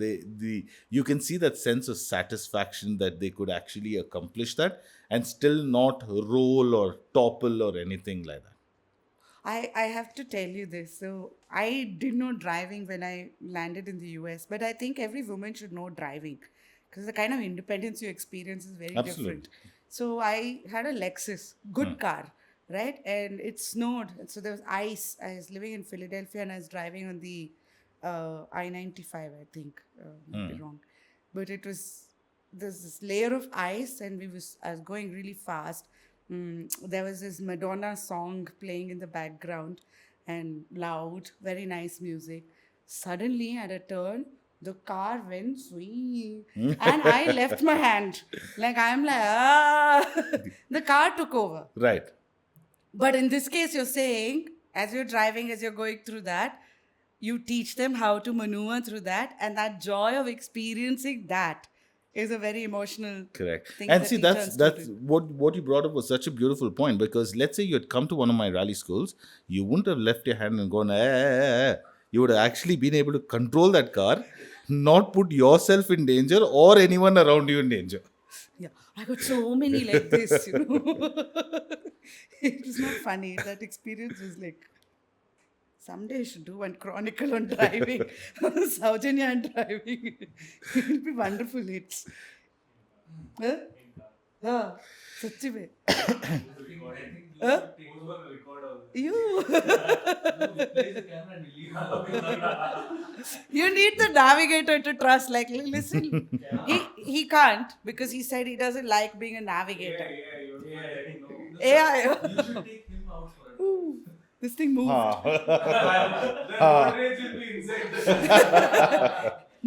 earlier, no. I am the kind who used to pull my windows up, and I don't know Hindi swearing. Now I know. But back then. Throw one. So I learned some things like chutia. And anyway. But, I am used to pulling the window up. Where was this, in Bombay or Delhi? Dude, first was US. My entry to driving happened because I had to drive. I used to live in New Jersey and drive to Philadelphia. So I had to learn driving. And driving in the US is very easy till you learn it. Right? And so for me, this merge and exits were like a nightmare. Yeah. Because you have to be fast. And then you're shooting bricks as well. Right. And people are very fast. And in that you're going and merging. Here it's a lot more easier, I feel. But there it is really scary. So every day lunch break, my team would take turns. And they would be following me, one in front, one behind. Oh, They that's literally sweet. did this. Yeah. They're very, like, US has taught me quite a lot. One of it is being independent. So the number of times people have done, and they would all be like laughing, come back.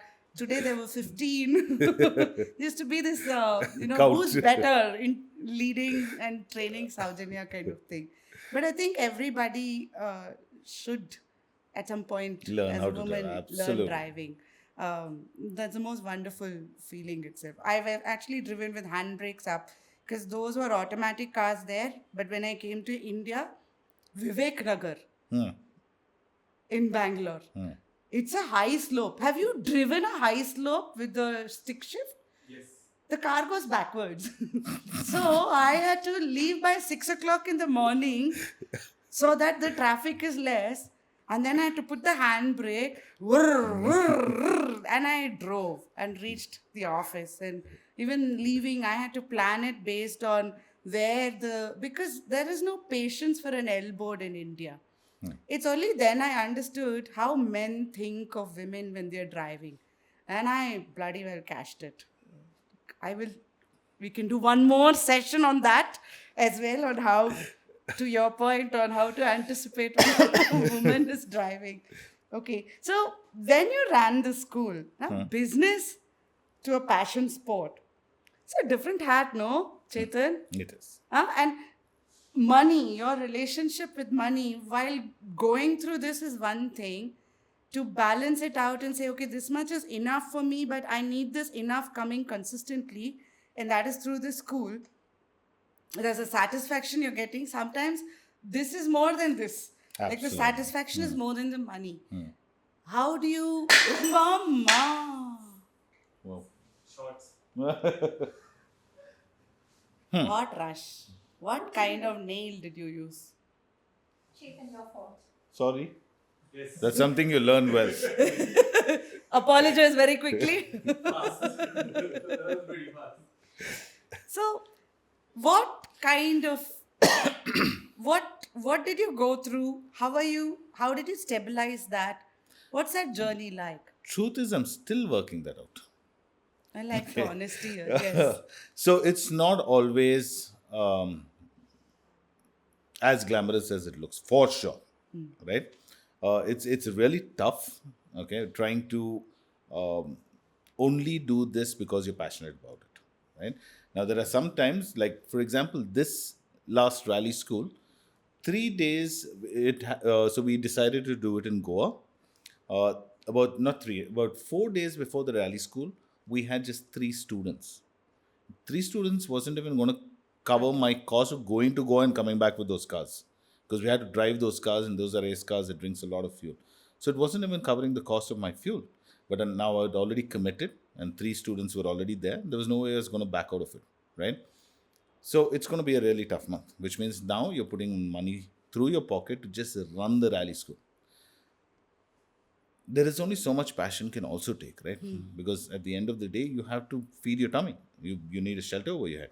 And it's... Okay, coming back to the rally school part, fortunately for us, a lot of things suddenly worked out, and we were overbooked for the Goa school. We normally take only 8 students. Finally, we had to take a 9th student in for the school. So there have been good months, there have been bad months.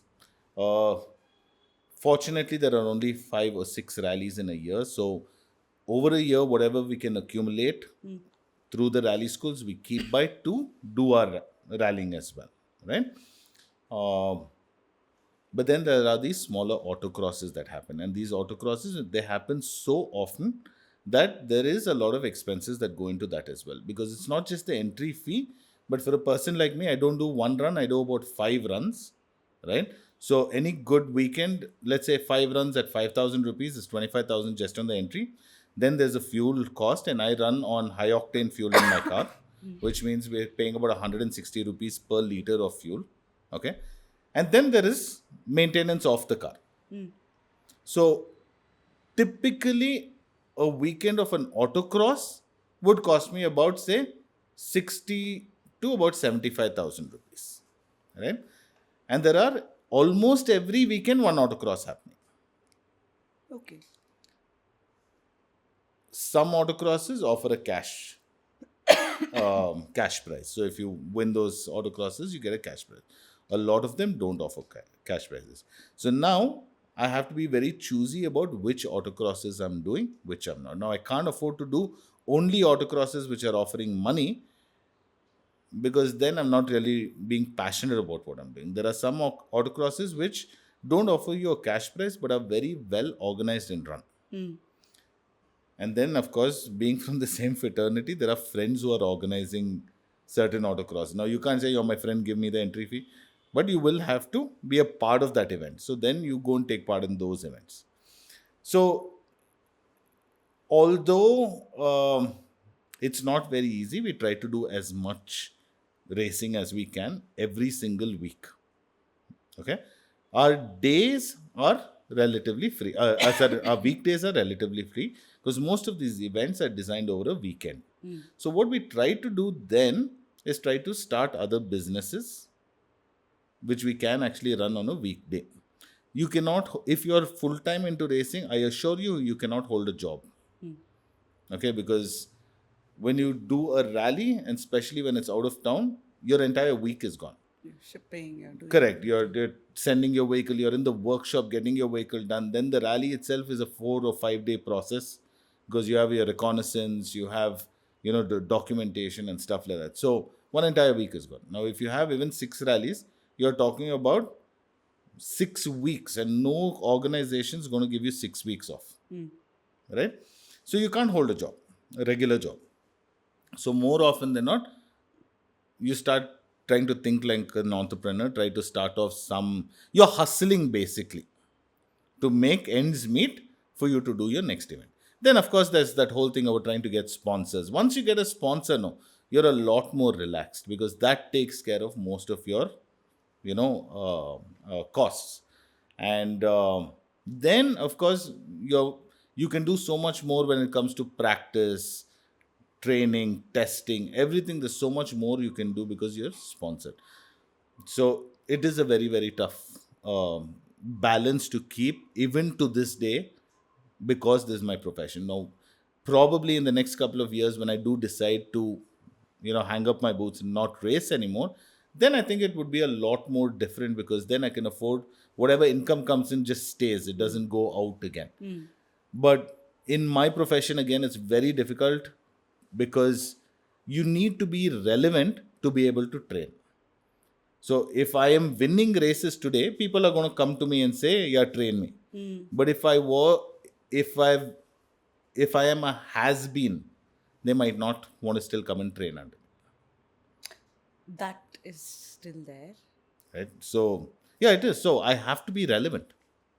That's the biggest challenge of my kind of a business, and that is why you need to be an entrepreneur and try to get other businesses running on the side.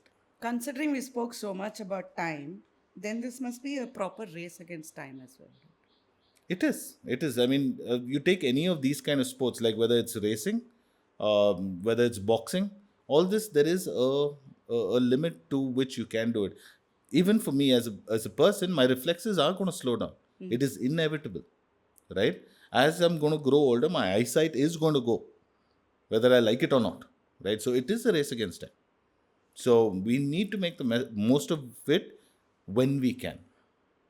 And that's why I tell a lot of people, especially who come for training, I said, give it your 100% when you're doing it.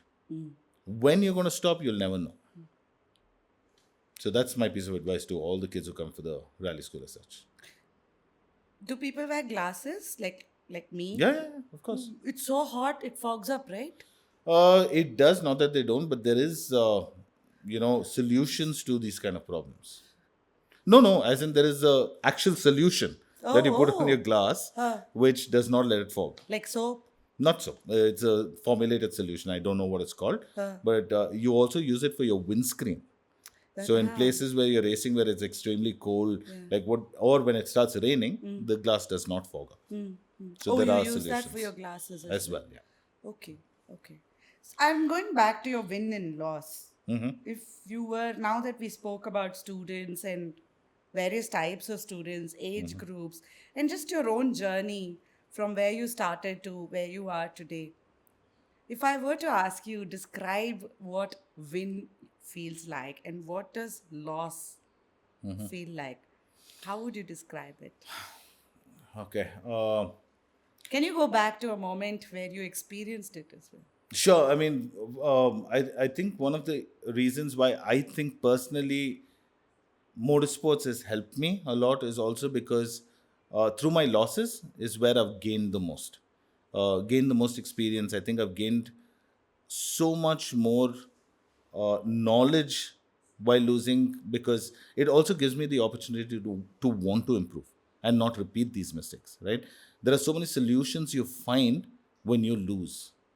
Do you remember any one which was like game changer? After that, it just changed something fundamentally in how you drive? Absolutely. Not just one, many. For example, I told you about the crash I had where we worked to make sure the car is ready, and then got in. And then, like I said, I was blank when my navigator kept telling me there was a turning coming. We still flipped. That, after that lesson, I don't think I've ever gone and raced in a car without getting adequate sleep. It was such an eye opener for me that, and that's when you really, it hits you that, hey, it's not just you, there's a person sitting next to you too. You cannot afford to put that person's life in danger because of your stupidity. So being prepared for a situation is something that motorsports has taught me in a very, very big way. There are few things. One is, of course, um, time. Time management is something that's very, very important when you do racing, because it's all about time, right? You cannot afford to be 1 minute late, and you cannot afford to be 1 minute early. You get penalized for being early. So it teaches you how important time is, right? It teaches you to be very prepared for what you're going out to do. Like, even if it means one small screw that needs to go in its place, it needs to go in. If not, that one screw can actually lose you a rally. So being prepared, making sure that everything is in place, is something that it definitely teaches you. So losses is your biggest teacher. What you can learn from losing, you can never learn from winning, right? So um, that is why, again, I tell my students as well, don't take loss, don't let don't be a bad loser, because when you lose is when you're going to learn the most. Of course, winning has its own pleasure, its own joy, a sense of accomplishment, a sense of, saying, yes, it is worth me doing all that I am doing right now. So it's brilliant to win. Have you ever felt like giving up? On so many occasions, it's not fun. You, of course, there is that sense of loss when you do lose. Losing a race is not half as bad as retiring in a race because of a problem in your car. And that happens so often, it's not funny. Like you've trained for it and your vehicle is giving Correct. up.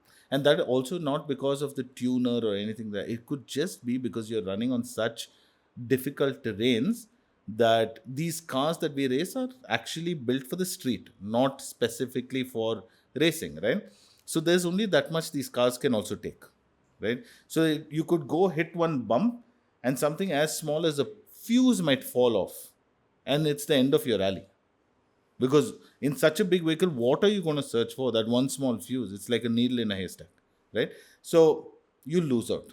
And, or let's say the lower arm of the car or the ball joint of a car would have hit one stone which is there, and it would have broken. What's a ball joint? It's a mechanical part of the car, but yeah, that could break. These are all parts which are moving parts in the car, right? And when this breaks, you're parked up on the side and you wasted like 3.5 lakhs. Sometimes it can happen to you on the very first stage of your rally, within 5 kilometers of you starting. That is frustrating, and when that happens, no, it there is, and then you have a losing streak. Sometimes you'll go for 2 years, 3 years without winning a single rally, and that can get extremely depressing. That can get extremely, how should I say, frustrating to a point where you say it's definitely not worth it. The truth is, it's like any business, right? You will have your ups, you will have your downs. If you can push through those bad times, eventually I'm sure you will come to, the good times of life. So if I were to ask you, of all the things that Chetan, from when you were growing up as a child to today, what has rally given you to yourself? What is it? Emotion. What emotion? Every sort of emotion. I mean, that I think is the basis of all my emotions: happiness, sadness, frustration, anger, to everything, sorrow, everything. I mean, it is a part of me. I don't think I would be the same person, or I don't think I'd even want to survive without having motorsports or rallying in my life. So to me, emotion is what motorsports has actually brought me. Wow. I once went for this class, shooting class, and it's taught by people who are in the state and national levels, and they teach you shooting. And for someone like me who's extremely impatient, I need to learn it very fast. And I'm like, yeah, just teach me how to aim. And they don't teach you how to shoot till you learn how to control your breath work Right. and control your whole body and the mind, the frame. And then only shooting starts. I think it's brilliant to actually aspire to come and learn from the best. But you're telling me till you are active is when you have got a lifeline of teaching. Uske baad that starts. Yeah, it does. It starts deteriorating. Yeah. Yeah, our sport unfortunately is like that, right? Because technology keeps changing for us. So unless I am driving those cars which are that fast, and I can prove to people that I can handle that pace, that I can be so good, how can I teach somebody else? It's as simple as that. Very true. Rapid fire, last set. Let's go. Okay. What's the moment you felt most alive behind the wheel? And would you trade it for anything else? Would I trade it? Absolutely not. The moment was when I won the Karnataka 1000 rally, which only I think 3 Karnatakans have actually won overall. Is it rigged? Absolutely not. Why only 3 Karnataka guys are always winning? Are we good, Karnataka guys? Brilliant. We have legends in their own, like in their own right, like Vikram Matthias, for example. He was while growing up, I grew up watching him drive, Oh. and he's been brilliant behind the wheel. So, of course, he's from Karnataka as well. So, You've been inches away from crashing at 150 kilometers per hour. What happens in your brain in that split second? Is it silence or chaos? it's actually silence. There's a lot of calmness that happens because that's the only way you'll be able to control a situation like that. If you panic at that moment, it's all over. So you train to not panic. Absolutely. In a lot of life situations as well, you will see me extremely calm in a situation which is chaotic. Such a good partner, dude.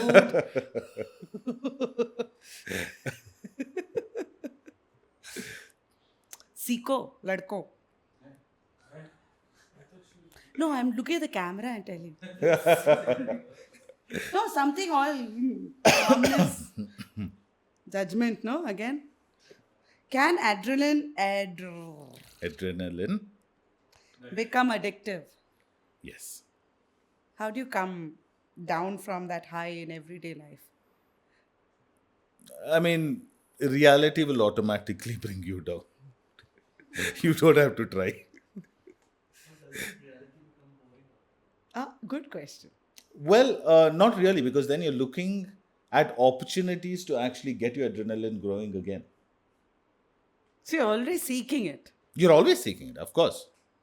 Of course, you're always seeking it. Whatever you're doing, whether you're playing a video game, right? You're driving a car, whatever it is, there's always adrenaline that you are seeking.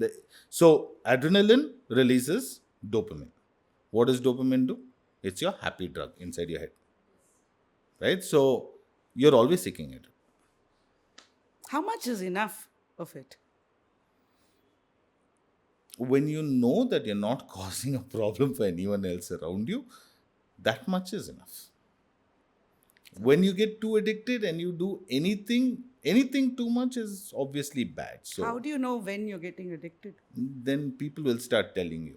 You should listen You to should start listening. Have you ever won a race but walked away feeling empty? Yes, I have. And the reason I say this is because winning a race, of course, it feels great to win a race, but if you're not winning it against the people you actually want to race against, if the competition's not as good as you expect it to be, you actually walk away feeling very empty. You don't think it was worth winning that race. Oh, yeah, I know this. I was chess champion in Bharat Electronics. I used to work in CRM. It was a walkout. What is it? Walkover. Walkover. Nobody had put their name, so I was the only woman. So I won the women's chess championship. I was like, yeah, but then it did feel nice. Like, Correct. you have a big trophy, but it just didn't give you the high. Absolutely. You've been through that. Not a walkover, but I have been in places where some of the most serious competition that I would look forward to hasn't landed up, and I know the rest I would have beaten any which way. So, But the others must have been so cool, no? Like I came second with Chetan. that has been there. But I also get cursed a lot when that happens, because if I wasn't there, then they would have They won would have it. been No. first. Yeah, yeah.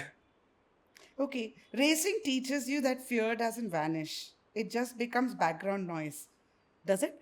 What does the sound? What's that? Whoa. I'm going to try again. Racing teaches you that fear doesn't vanish. It just becomes background noise. What does that sound like in your head? Okay, it teaches you that it does not vanish. Absolutely right. Okay, it is background noise. Maybe not so much, because you're trying, what you learn to do is silence that noise.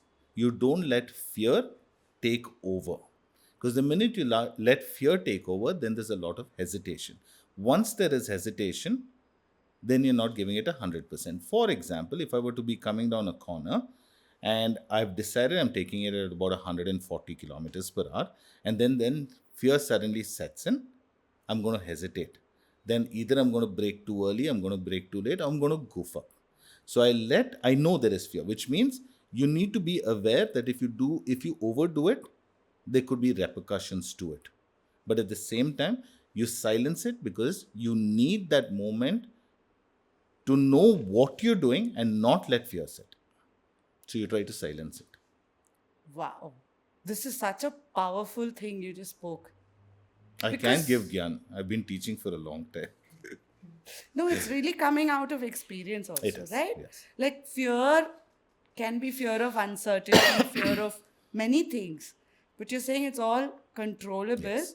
if you just pause, calm yourself, and then, so it's part of you. Just accept that this is part of the process. Absolutely. It's not like you're denying yourself that I'm never going to feel. So, to become a really good race car driver, one of the most important things you need to do is learn to have controlled aggression. You need to be aggressive. But learning that art of how to control that aggression is what is going to make you really good, or set you apart from the rest. So whether it's fear, whether it is adrenaline, to any of these things, everything needs to be controlled. And once you learn how to do that, no, not just in racing, but in life in general, it will help. What is a controlled aggression? Like I said, any of these emotions, even if it, let's say, there's a jump, okay? You're going to say you're going to go flat out into the jump, take it, land, and it's going to look spectacular. You're going to make time and stuff like that. At the same time, what you need to be thinking about is, if you were to take the jump flat out, yes, it looks spectacular. Yes, you will probably make time, but will the car survive after it lands? Right? That decision. So you're going to be controlling your aggression. You need to be aggressive. You need to take that jump. If you don't have aggression, you're going to go really slow over that jump, and then you're not going to make time. So you need that aggression to have the guts to say, okay, I am going to take that jump and I'm going to go flat out on it. But at the same time, you need to control it, because there are repercussions to it. So that control that you're going to have over so many things you're going to do is your controlled aggression. Got it. What we call as calculated risk. You could call it calculated risk, correct? Do you still chase adrenaline? I think you answered it. Correct. Or are you now trying to teach others how to respect it?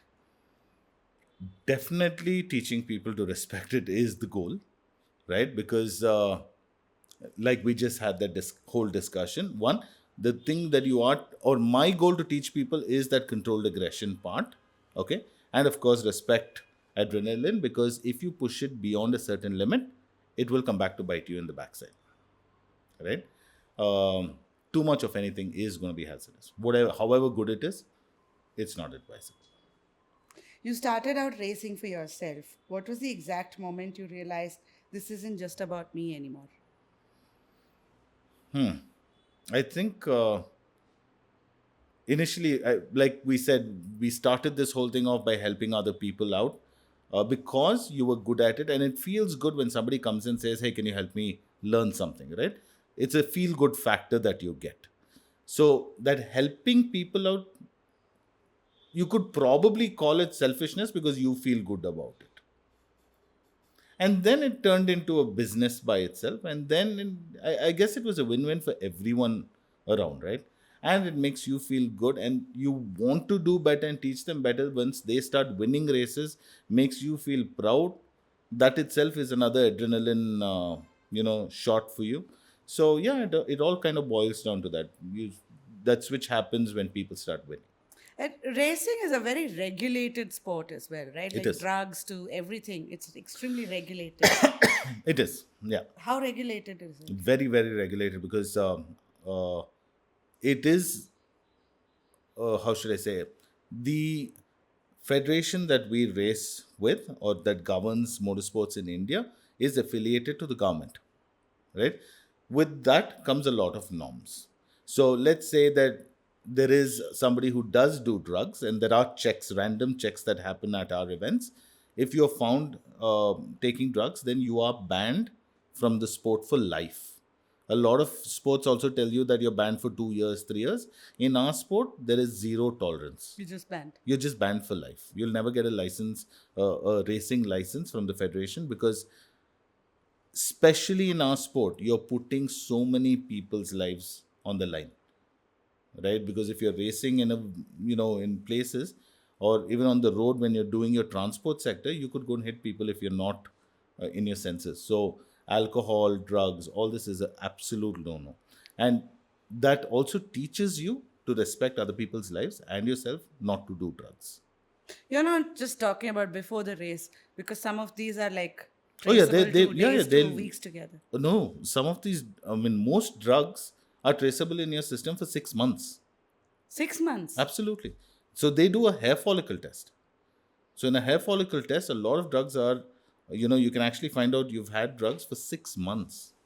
Wow. Yeah, and so it's not just before racing. Uh, there's another beautiful thing about it. It's just a joke, of course, but they say that if you don't want your kids to ever do any kind of drugs, get them into motorsports. That should be All a the sense. money is used, your drug money is used for Put it- cars, and obviously you cannot do drugs because you're tested all the time. People don't join your rally school to become racers. They join to find courage. Did you plan to create a community of that? Well, I don't know about them trying to find courage, but I think a lot of them, like we also discussed previously, want a sense of belonging, right? A lot of people join probably the library, a lot of people join, reading clubs or biking clubs. One such community is our racing community. But what they also get in bonus is adrenaline, right?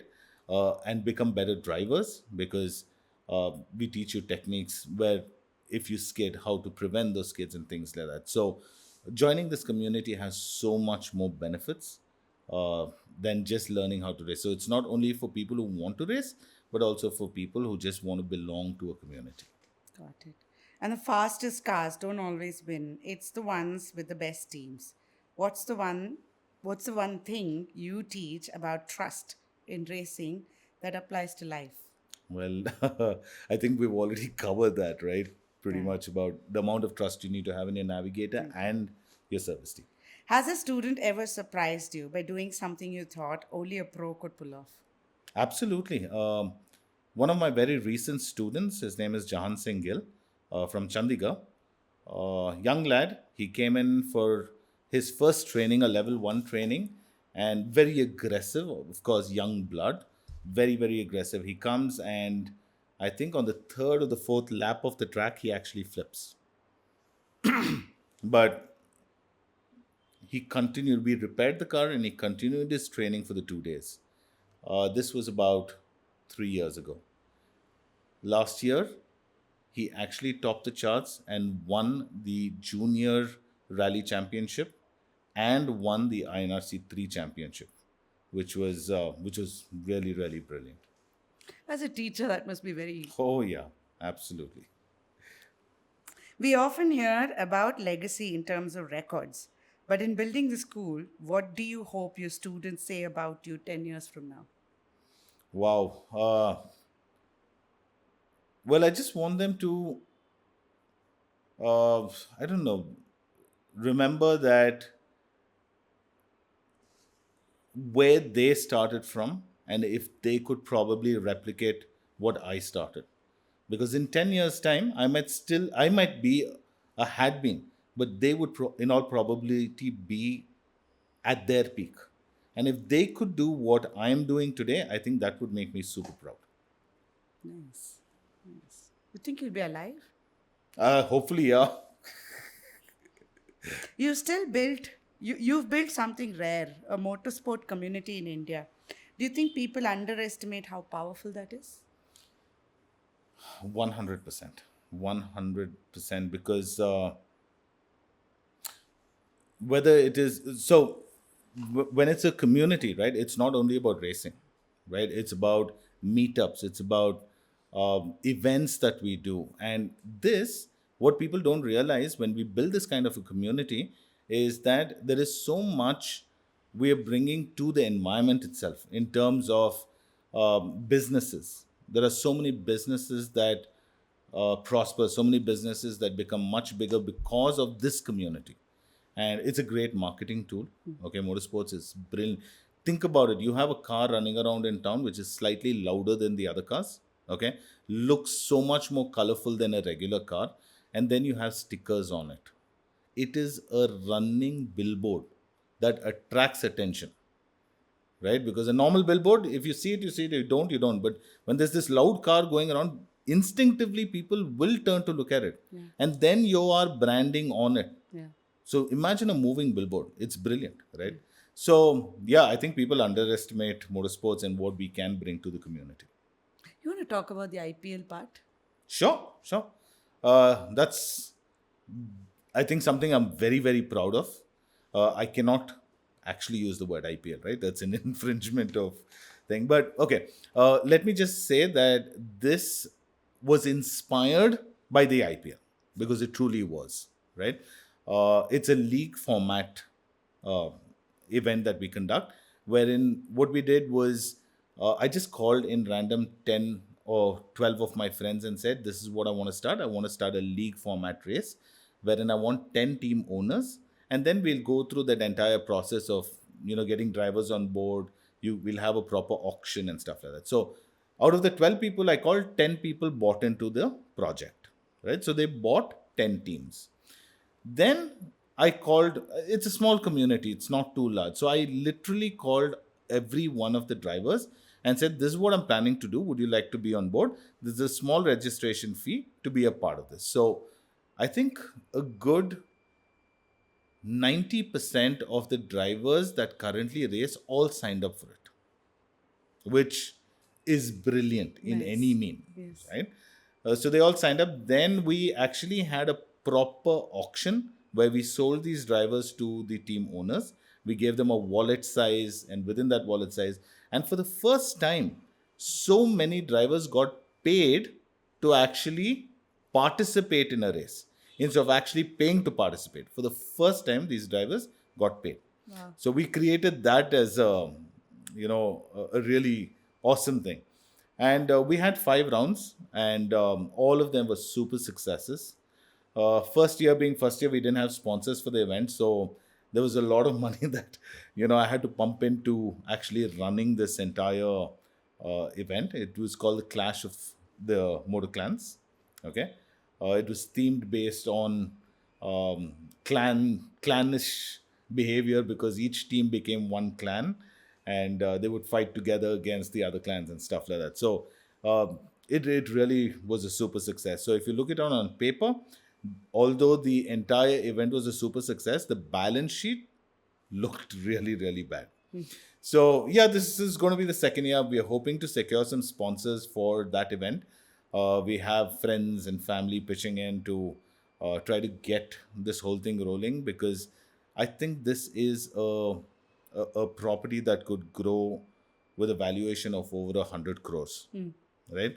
Um, but we need the investors, we need people to come in to say, okay, I'm willing to put this in. I need television, I need radio partners. We did have a radio partner as well, but we need a television partner to come in. And when these things start falling in place, this could be the next big thing for Indian motorsports. Is there anyone you want to call out over here? Like Not really. I don't sponsors want or to do that, anything? very honestly speaking, because It's a whether natural somebody is process. going to invest in terms of a sponsorship, whether it's 10,000 rupees or a crore, right? I would respect them equally. Yeah. So I do not want to mention anyone in particular, Fair. but I would appreciate anyone who'd be interested, and most importantly, be as passionate as I am to be a part of this whole thing. I think that for me is the most important thing. It shouldn't just be about the money for them. For me, it's more about them being as passionate and being as involved as I am in this whole thing. Chetan, thank you so much. This conversation, I think, was enlightening to understand speed from you. I think you changed the meaning of speed throughout this conversation.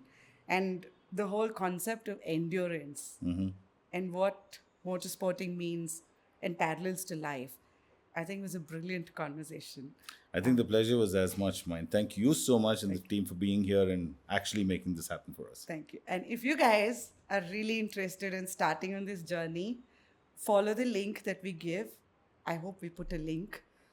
Follow the link, and let's see if we can organize something specifically from this episode that brings people who want Oh to yeah, get into this. like I together. said, I'd love to do that. So we'll work something out. Sure. Put it out there, and anyone who comes in through this, I think we'll give them a really special offer. Yeah, and I think more than the offer, the whole pleasure of learning from him, the legend himself, I think is something that you shouldn't miss.